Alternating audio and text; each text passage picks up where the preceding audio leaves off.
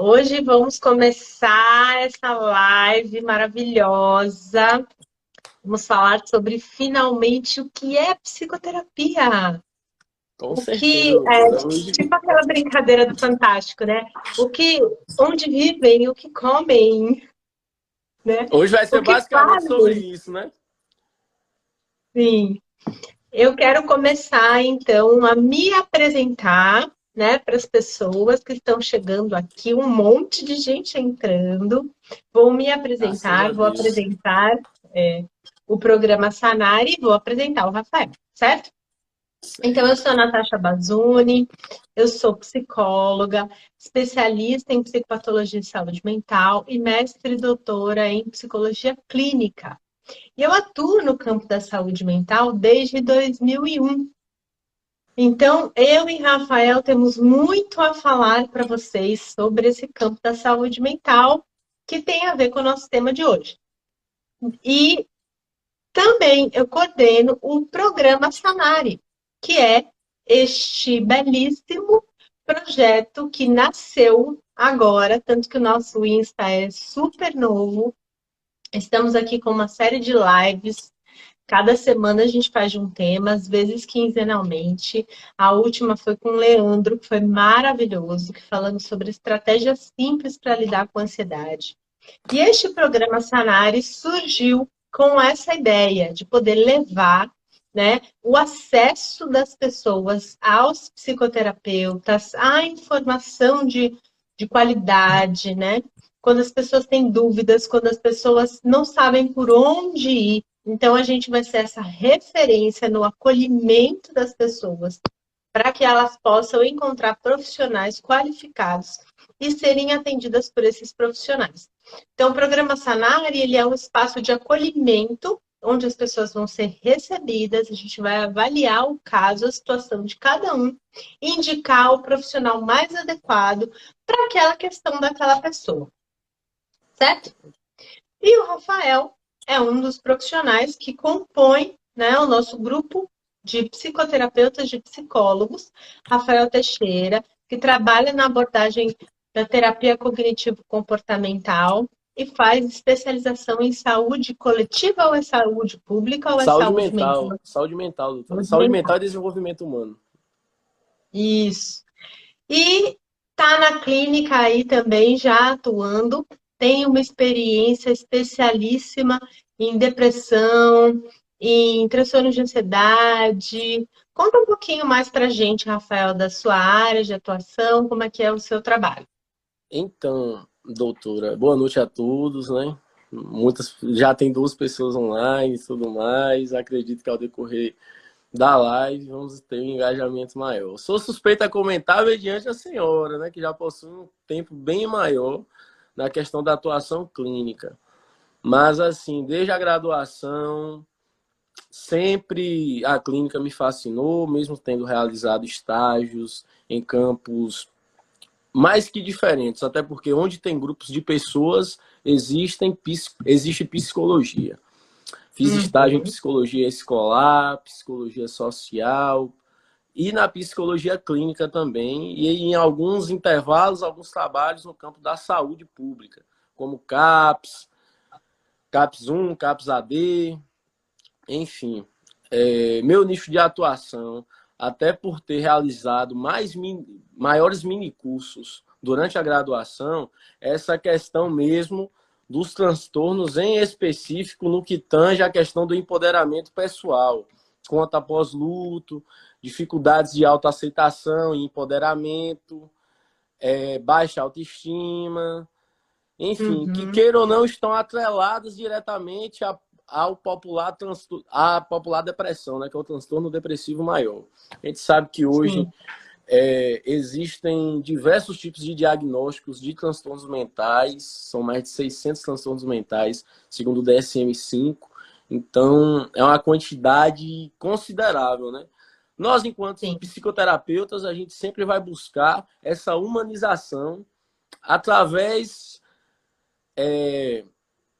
da psicoterapia, né, de modo que ela seja pautada através do diálogo, de uma fala humanizada, na qual nós não busquemos rotular os nossos pacientes, até porque nossos pacientes não são o diagnóstico e o transtorno em si. São muito mais que isso, até porque o indivíduo subjetivo possui uma pluralidade de características, de circunstâncias, enfim, de diversos tipos de manejos profissionais que possam lidar acerca desse transtorno, dessa dificuldade em si, de uma maneira melhor, mas sempre através de um apoio psicoterápico as coisas tendem a serem mais facilitadas. Por quê, doutora? Porque a psicoterapia ela vai ser um suporte, assim como qualquer tipo de auxílio médico. Se a pessoa tem uma dificuldade em uma reabilitação através de algum músculo, alguma tensão muscular, algo do tipo, vai buscar um fisioterapeuta. Se a pessoa possui alguma desconformidade no que tange à saúde bucal, vai buscar um profissional da odontologia.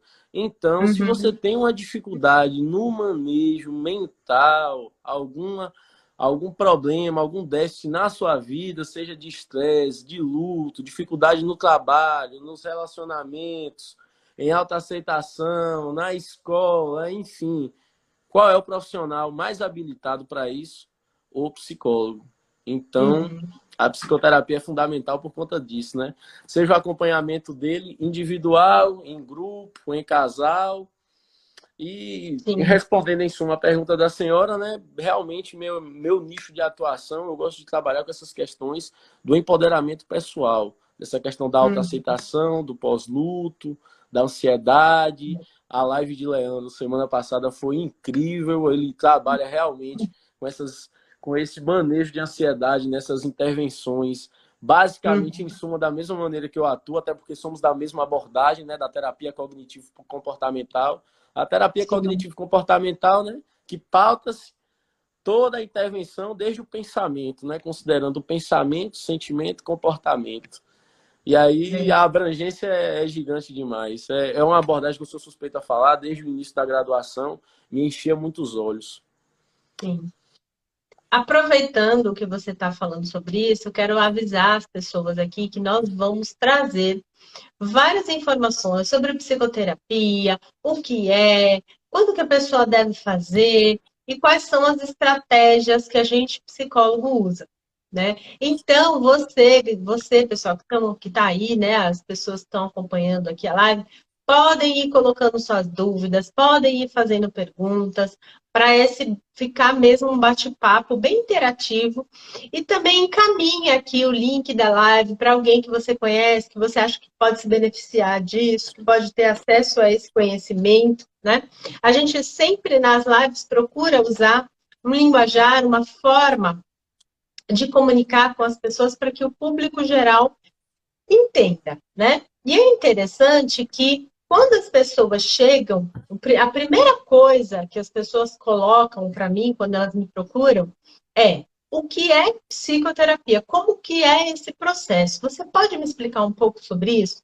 E baseada nessas dúvidas, e muitas vezes nas próprias lives, as pessoas acabam não sabendo como é esse processo. Então, a gente quer desmistificar, trazer essa ideia para as pessoas, né? Como o Rafa falou aí, eu sou da terapia cognitivo-comportamental. Só que as pessoas às vezes não entendem que a psicologia, ela é um ramo, tá, bem amplo de estudo do comportamento do homem.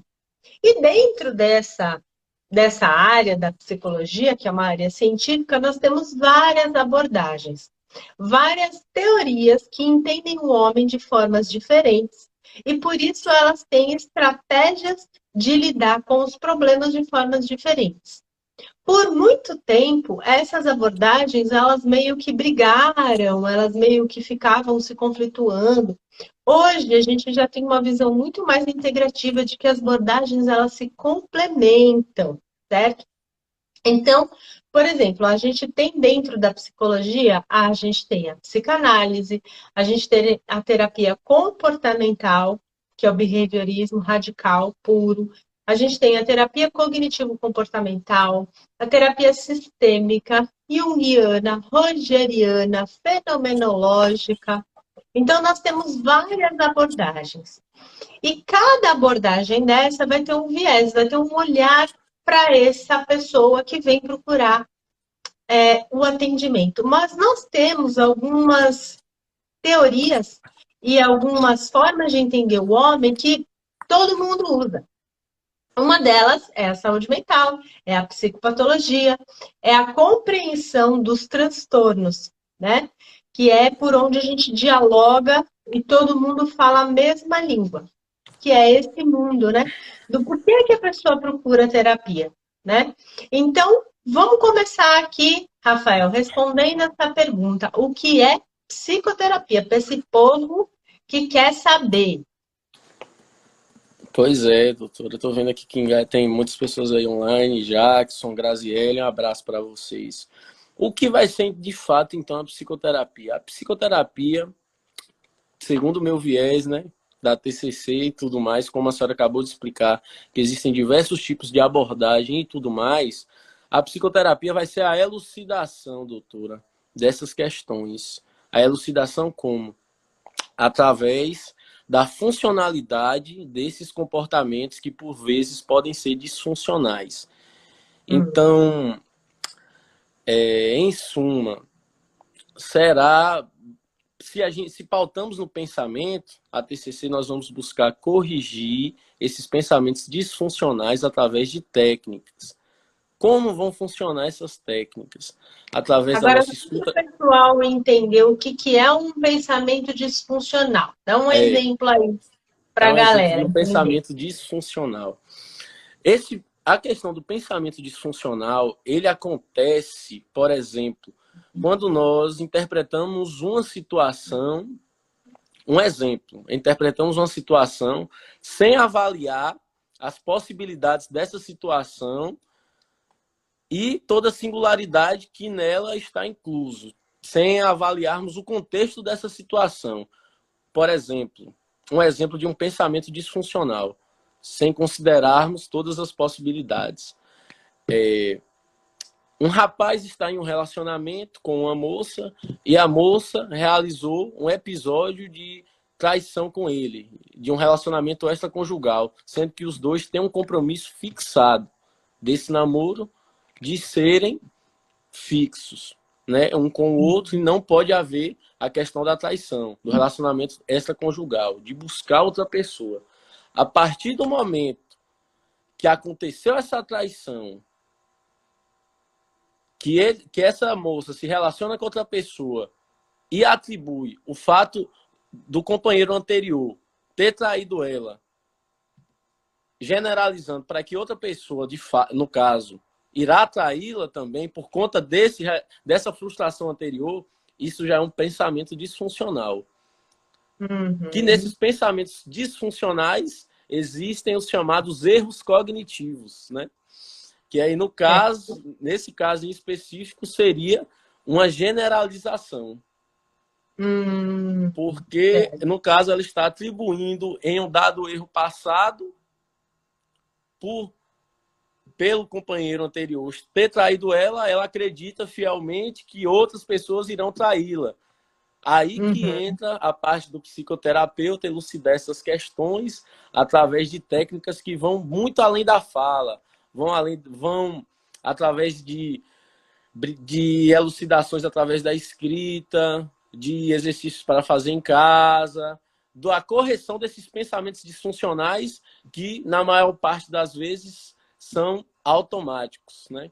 Então, tipo assim, ela já meio que tem esse insight, né, que nós chamamos de reflexões, que qualquer companheiro irá trair ela por conta dessa experiência passada. Então, devemos avaliar a singularidade da questão como um todo. Não é porque eu tive uma frustração passada que em acontecimentos futuros eu também irei me frustrar. Então, temos sempre que possuir esse olhar ambíguo sobre as situações, interpretando sobre toda a complexidade da situação, não apenas pelo nosso viés, mas como a situação é. Então, assim, Aaron Beck, né, que é o autor da terapia cognitivo-comportamental, fundador, sempre batia nessa tecla, né, que as situações não são das maneiras que as situações são, e sim da maneira que nós interpretamos. Então, Uhum. Muito por bom. isso, o porquê que a psicoterapia auxilia, por exemplo, em um exemplo como esse, através da elucidação de um psicoterapeuta que é um profissional habilitado da psicologia que intervém não com base em achismos, não com base em senso comum, mas com base em um viés científico. É um profissional habilitado que se preparou 5 anos, que não se limita aos 5 anos, continua sempre se especializando, estudando, buscando mais. E a questão da sessão não é apenas limitada à sessão. Existe sempre a Uhum. preparação antes da sessão para que nós podemos ir com um arsenal de técnicas, com nossa escuta qualificada, com a preparação da fala e tudo, para que Sim. assim podemos intervir de maneira efetiva, né? Então, assim, nós buscamos sempre desmistificar, não é, doutora, essa questão de atribuir o psicólogo a uma rotulação, a uma conotação negativa, né? Que as pessoas, Sim, infelizmente, em sua grande parte, ainda atribuem, psicólogo é para doido, eu não tô doido, eu vou lá fazer o quê? Mas não é exatamente. desse jeito que as coisas funcionam. Não é Sim. desse jeito que as coisas funcionam mesmo, viu, gente? Então, assim, Isso que nós, você enquanto está falando é muito profissionais, legal. por mais experientes que possamos ser, por maiores titulações a nível de escolaridade que possamos ter, nós realizamos psicoterapia e temos esse acompanhamento.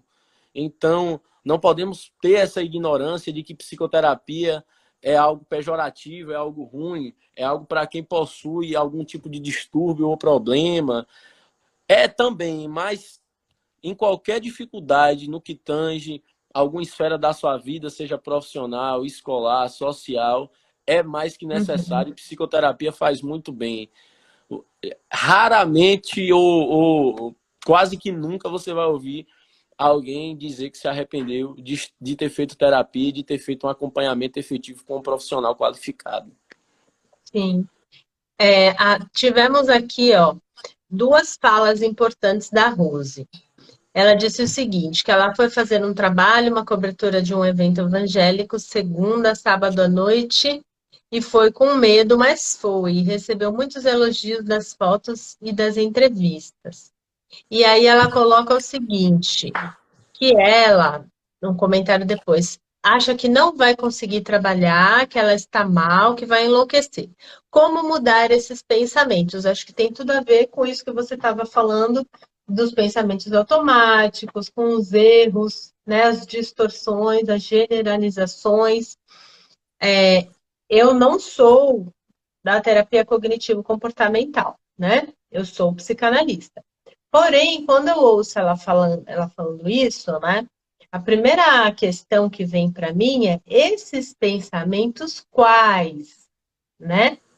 E eu acho que é uma das coisas que nós psicólogos sempre, independente da abordagem, vamos buscar desmistificar, analisar, decompor. Qual é o medo que está por trás? Qual é a fantasia que a pessoa tem? Quais são esses pensamentos? Como esses pensamentos se originaram? Para daí a gente poder entender como mudar e se faz sentido mudar. Como que é isso na sua abordagem? Funciona, doutora, da seguinte maneira: os erros cognitivos, viu, Rose, também não ficam limitados apenas a essa questão da generalização. Existem vários. Tem a catastrofização, tem o pensamento O que é a dicotômico, tem visão em catastrofização, túmulo. Hã? por exemplo? O que é a catastrofização? Vamos A explicar aí cata, para a se cata, isso é você acreditar fielmente que, por exemplo, irá acontecer algum evento, algum acontecimento, né?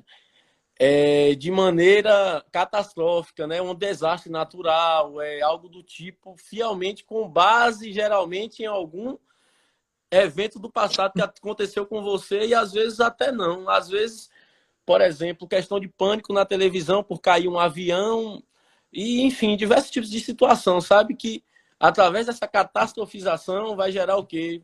Talvez uma crise de ataque do pânico com uma certa frequência, mesmo não tendo acontecido nada com você, pode acontecer também. São N infinidades. Então, assim, os erros cognitivos são vários. A gente poderia até, depois eu poderia fazer com o Leandro uma live, né, sobre justamente essas questões dos erros cognitivos, porque são Adoro, muito já fica a abrangentes, dica sabe? aqui. E são questões que eu gosto de trabalhar.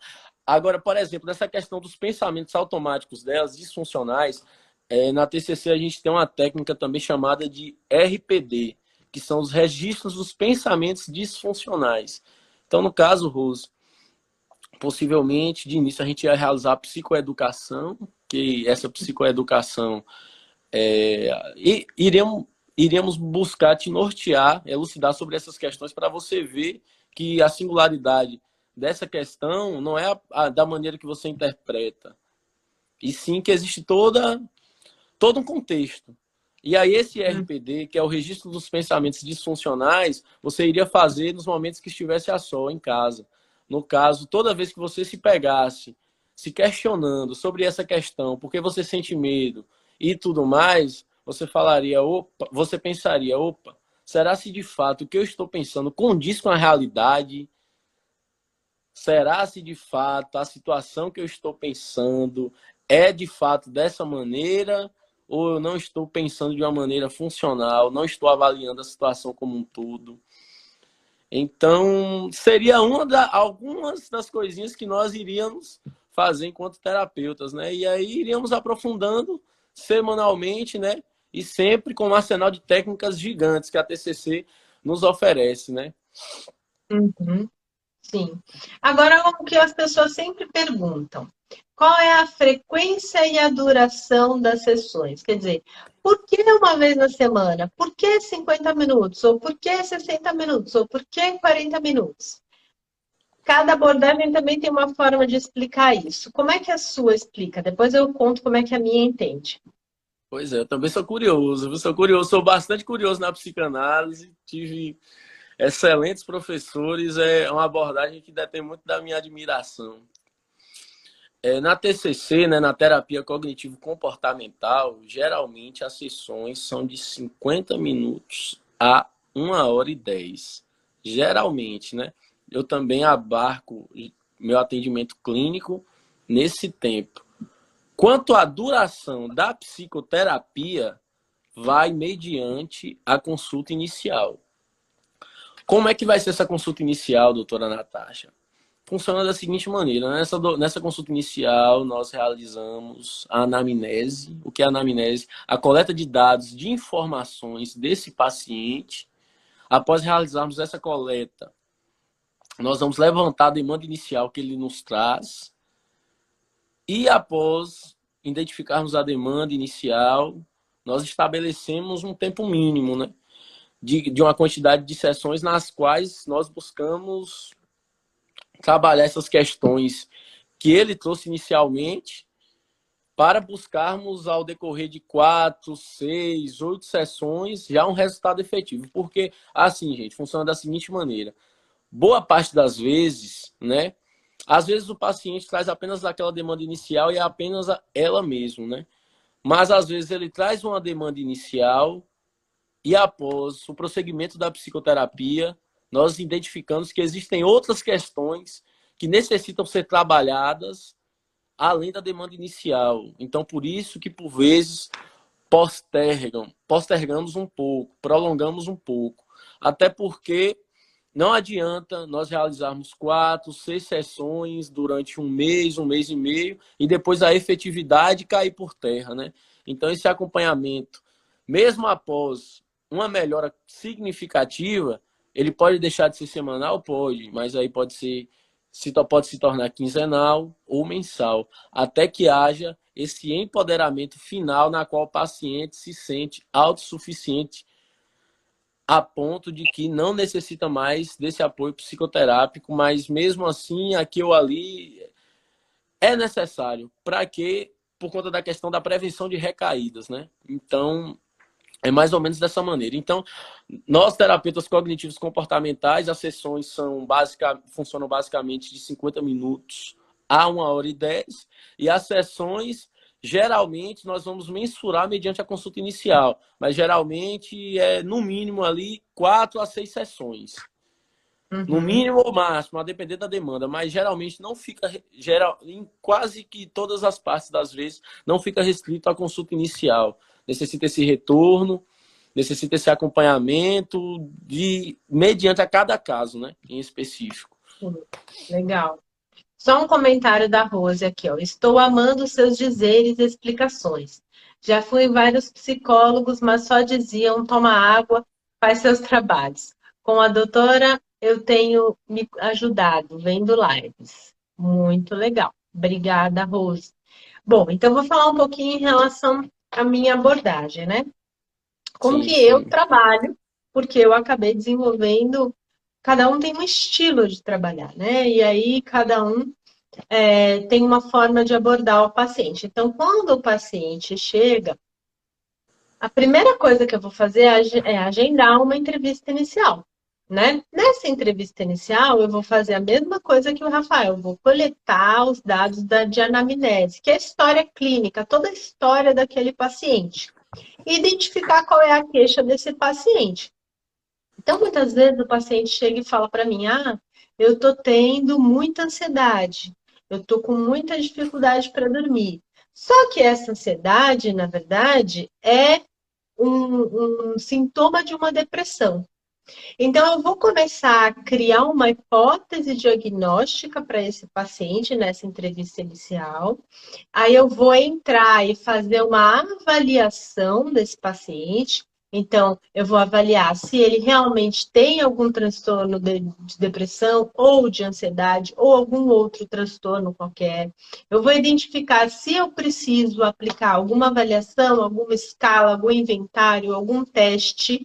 E aí, gente, quero deixar muito claro aqui para vocês que os testes psicológicos são de uso exclusivo do psicólogo.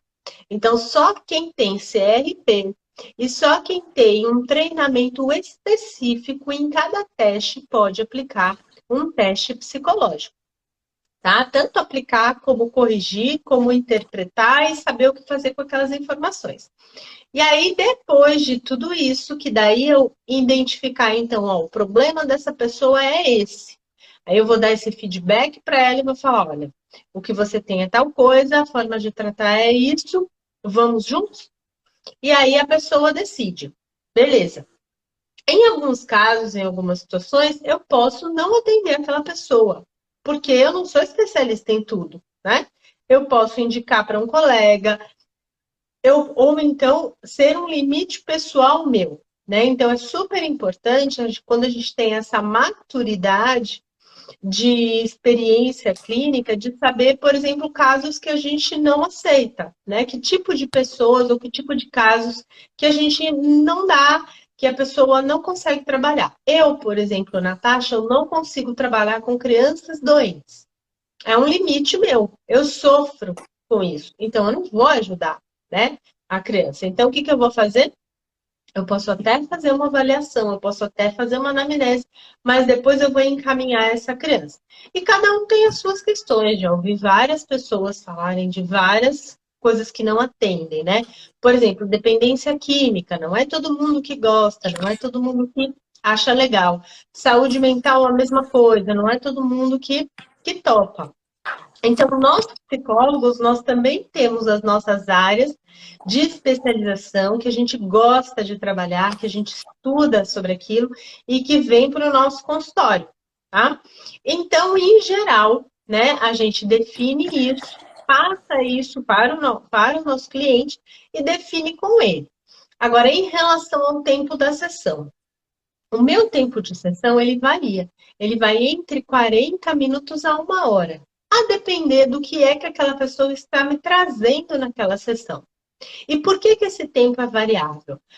As pessoas que têm experiência de psicoterapia, elas sabem, muitas vezes elas chegam, aí elas ficam contando como foi a semana, o que elas fizeram, que roupa que elas colocaram, como estava a vizinha, mas elas não entram na questão principal, que é falar sobre elas.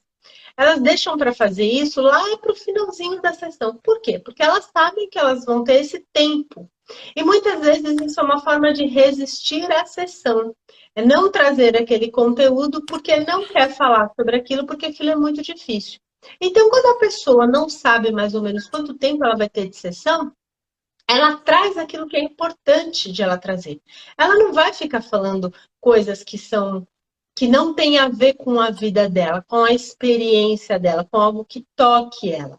Então a gente precipita a pessoa a trazer as questões sobre ela. Então, por isso que eu trabalho com este tempo variável.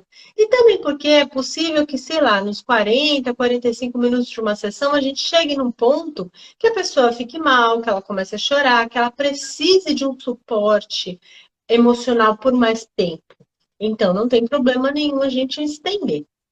Então, a psicoterapia, ela é isso, ela é uma clínica do caso a caso, né, da singularidade, do que aquele paciente naquele momento está necessitando, tá? Tem uma pergunta aqui, ó, do Psi Henrique. Ele diz o seguinte: reconhecer nossas limitações é um dos passos mais importantes para a formação de um bom profissional. Legal, que bom, né? Eu não sei se você tem, Rafael, as suas, depois você me conte aí. Não, O conto copo sim. deste psicólogo é muito chique. Gente, o povo nota tudo aqui, viu? Tudo mesmo. O que Ai, mais? meu Deixa eu Deus. ver aqui se tem mais algum comentário. Reconhece. Não, que eu já falei. Gente, quando eu aperto aqui, o negócio some. Não, por enquanto não. E você, Rafa, você tem alguma limitação? Algum caso que Tenho, você não tenho, atende? doutora. Essa questão de crianças também, crianças eu não costumo atender. Por quê? Porque é um nicho de atuação em específico que necessita todo um cuidado e todo um arsenal de técnicas, de manejo mesmo, lúdico, em Uhum, específico, que é distinto do público adolescente, do público adulto e do público idoso. Crianças também eu não atendo. Faço igualmente a senhora, posso realizar aquela consulta inicial, aquela avaliação inicial e tudo mais. Tenho a maior humildade do mundo para encaminhar. Realizo sempre encaminhamentos para meus colegas. Tenho muitos colegas referências, não apenas para crianças, mas outros casos também que eu não possuo. Não é do meu nicho de atuação em específico. E eu sei que talvez a psicoterapia não evolua de uma maneira que o paciente espera, não me uhum, hesito em encaminhar. Então, sim. nós psicólogos temos que ter esse tipo de reconhecimento, de humildade, de quando não darmos conta, encaminharmos e tudo mais, que aí tudo flui. Até porque hoje existe N tipo de especializações, de nichos de atuação, vários profissionais em diversos tipos de abordagem, de ramificações, de atuações profissionais. Então, não podemos nos hesitar que tem espaço para todo mundo e Uhum. termos essa humildade, essa resiliência sempre. Alô, Alana também está assistindo a live aí. Ela realiza psicoterapia há um tempo significativo também. Muita amiga minha, doutora. Abraço, Legal. Alana. Agora me fala uma coisa que deixamos essa parte para o finalzinho aqui da live de propósito. Qual estratégia que você usa no seu trabalho que você acha que assim, tipo, é infalível? Essa estratégia é muito boa dentro desse arsenal, né, que você falou, desse arcabouço teórico todo, e que quando você usa essa estratégia, você acha que funciona muito, né? Que dá muito certo para você. Então, a questão do primeiramente, desde a consulta inicial, não nos limitarmos ao ouvir, ao ter a nossa escuta qualificada, sabermos ouvir o que o nosso paciente, a angústia, o sofrimento que o nosso paciente traz, o que ele deseja, o que é que está te causando sofrimento, termos essa escuta qualificada, porque o que é que vai nos diferenciar de qualquer tipo de pessoa do senso comum? É termos essa resiliência e compreensão de sabermos ouvir, de termos essa escuta qualificada, é o que eu sempre priorizo. Após isso, é a questão da psicoeducação e de possuir uma fala baseada em evidências científicas, em algo que de fato não é um achismo, não é senso comum, não é algo que está disperso, que, enfim, não é uma opinião familiar, uma opinião de amigo, é uma opinião baseada em evidências científicas de um profissional extremamente habilitado. Então, é basicamente isso. Escutar qualificadamente e psicoeducar de forma científica. São duas das priores da terapia cognitivo-comportamental e é o que vai fazer todo o processo psicoterapêutico andar e evoluir enquanto terapia. Agora explica pra gente o que é o psicoeducar. O psicoeducar será basicamente realizarmos, doutora, uma educação, uma orientação ao paciente. Como vai funcionar essa orientação? Através de questões que serão muito bem trabalhadas, que ele irá desenvolver ao decorrer do tempo, né? Porque, por exemplo, às vezes o paciente não traz demandas que necessitam de fato ser aprofundadas, são demandas simples, de intervenções breves, mas intervenções breves que precisam de uma orientação qualificada. Então, se ele está nos procurando, se ele está buscando um auxílio, por mais difícil que seja ou simples que seja, se ele nos quer uma resposta, porque assim, nós psicólogos, nós não damos resposta, nós mostramos ao paciente toda a subjetividade da situação, do contexto que ele nos traz, e ele que vai escolher o caminho a trilhar mediante aquilo que ele considera ser melhor para ele, considerando o seu melhor caminho. Então, assim, nós não vamos dizer, faça isso, faça aquilo, faz isso que você vai se dar bem, Não, longe disso. Nós iremos te instruir de uma maneira ético-científica, elucidar o que é melhor para você, mediante o contexto, e você vai escolher o melhor caminho a seguir. Então, a psicoeducação vai ser basicamente isso, essa elucidações dessas questões e trazendo um pouco para a TCC desses pensamentos, né? Porque, como eu enfatizei desde o início da live, tudo se dá desde o início através dos nossos pensamentos.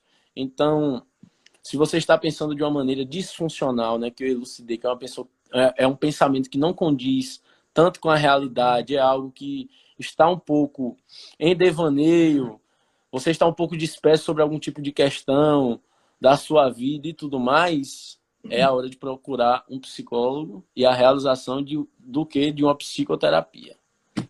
Muito legal. Aqui, ó, a Lana falando. Oi, Rafa, tô assistindo aqui, show de live. Fiz e faço terapia, não é coisa de louco, muito pelo contrário. Façam apenas. Muito legal. Muito bom o seu feedback. O Erivelton diz o seguinte: se a sociedade moderna começasse a acabar com o receio e ainda preconceito em ser atendido por esses grandes profissionais, teremos menos casos de depressão. É isso aí, Com bem legal isso que certeza. você está falando, Erivel, porque até hoje a gente tem muita gente que fala assim, ai, nossa, mas a pessoa tem tudo e ela tem depressão. Nossa, mas tem dinheiro, tem casa, é bonito, é bem de vida, nananã, e tem depressão. Então, assim, a gente precisa parar de entender os transtornos mentais como algo exclusivos da subjetividade de uma pessoa interna, né? A saúde mental, ela depende de uma série de fatores, tanto que existem os fatores de risco, né, que são fatores ambientais, são fatores de vida, das situações que aquela pessoa vive, que colocam ela numa vulnerabilidade para ela desenvolver um transtorno mental. Assim como existem os fatores de proteção. Então, por exemplo, fatores de risco, o quê? Negligência, né? Negligência parental, maus tratos, né?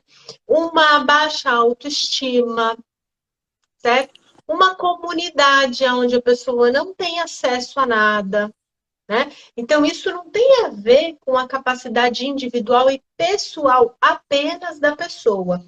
Então, a gente precisa começar a olhar para a saúde mental como algo que é resultado de uma série de fatores.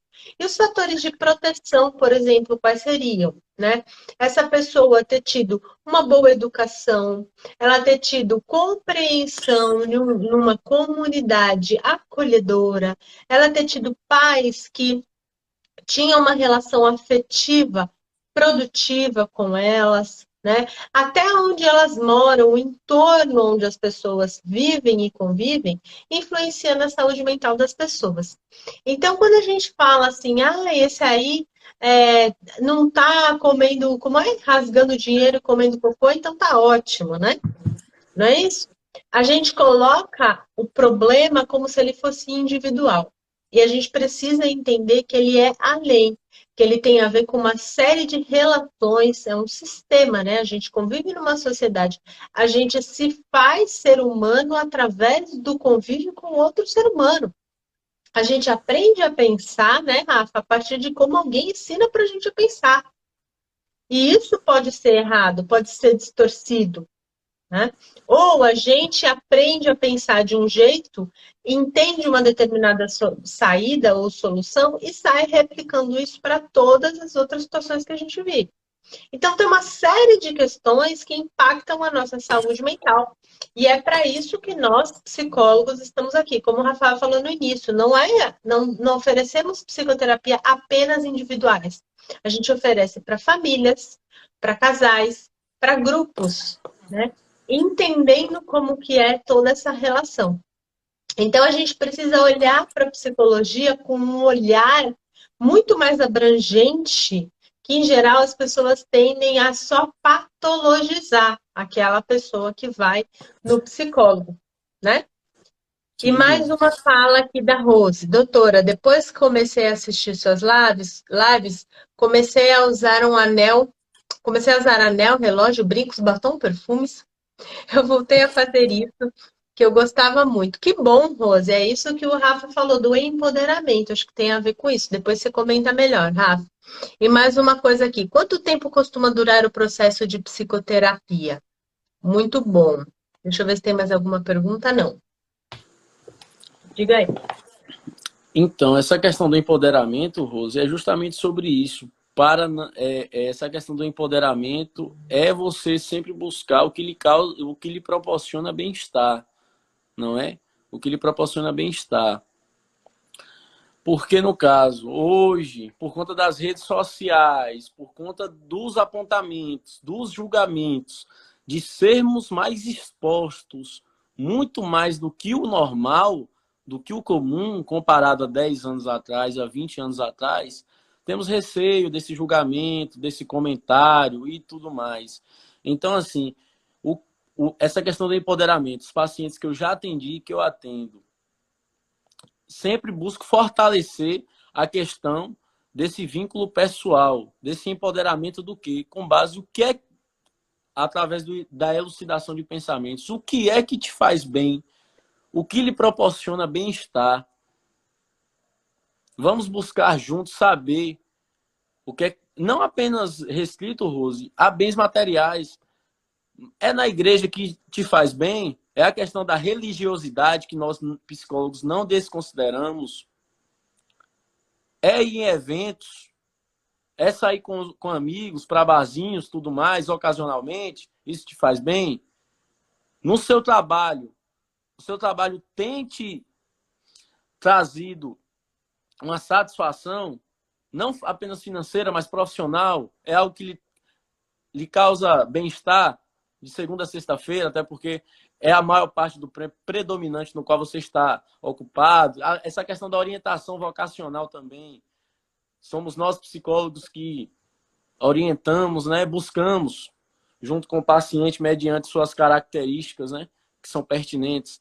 Então, essa questão do empoderamento é muito bacana, quando nós vemos o paciente possuir essa autonomia de começar a caminhar sozinho, de não ter aquele auxílio, aquela ajuda, sabe, para que tenha uma melhor relação com as outras pessoas, porque funciona da seguinte maneira, doutor, até pontuando a sua colocação anterior. Nós somos seres biopsicossociais.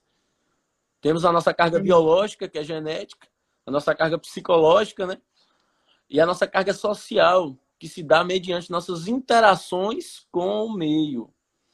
Então, assim, a Justamente. TCC pauta, assim, né? Tem aquele viés também um pouco analítico comportamental de Skinner, né, gente?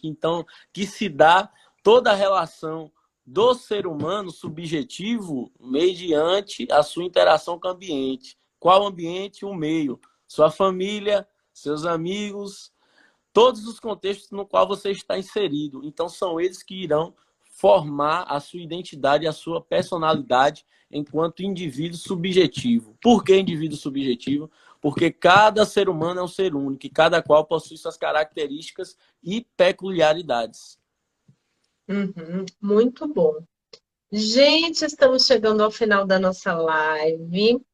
Ainda a gente só tem, né, uma hora aqui para conseguir salvar a live.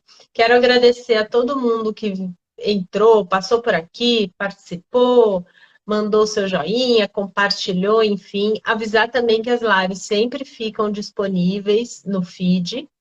No nosso canal, para vocês entrarem no nosso canal no YouTube, que já tá a live minha e do Leandro lá editada. Logo, logo sobe também essa live de hoje editada. Estaremos sempre com lives aqui, se não for semanal, quinzenal no máximo. E quero agradecer muito ao Rafael, tanto por estar aqui hoje com a gente, né, por trazer essas informações para as pessoas de bom grado, e por estar aí apostando nesse programa Sanari, que a ideia é realmente levar o acesso às pessoas, a bons profissionais, a profissionais que realmente atuam dentro da psicologia de forma científica, para que eles possam ser beneficiados e melhorar a saúde mental de todo mundo. Ok? Tá Então certo. ficamos Então, por boa aqui noite, hoje. gente. Boa noite, gente. Foi muito bom, doutora.